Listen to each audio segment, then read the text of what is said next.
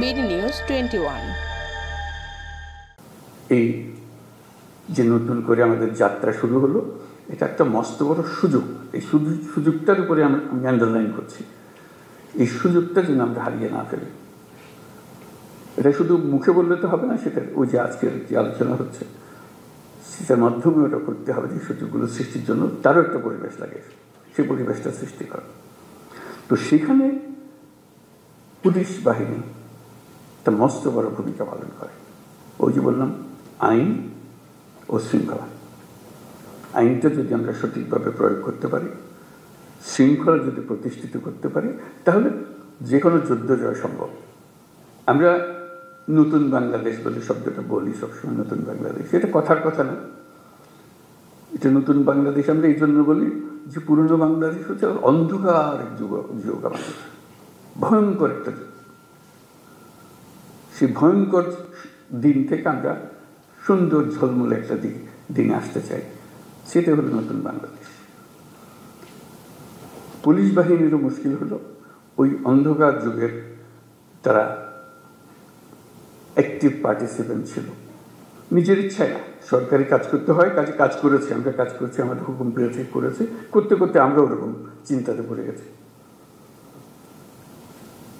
কাজে নতুন বাংলাদেশ সৃষ্টি করার জন্য তোমাদেরকে ওই চিন্তার থেকে বেরিয়ে আসতে হবে যে না, আমরা নতুন বাংলাদেশ সৃষ্টি করবো।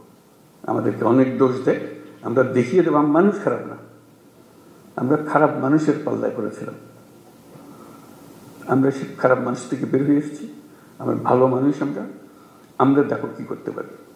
সেই দৃঢ় চিন্তাটা মাথার ভিতরে রাখতে হবে যে আমরা একটু দেখিয়ে ছাড়বো। আমাদেরকে সবাই গালিগালাজ করে, মন্দ বলে, আমাদের কাজের মাধ্যমে আমরা দেখাবো যে আমাদের হাত দিয়েই এই নতুন বাংলাদেশ সৃষ্টি হবে। আমরা একটা তাতে বড় রকমের ভূমিকা পালন করব, কারণ আমাদের কাছেই রয়েছে আইন এবং শৃঙ্খলা।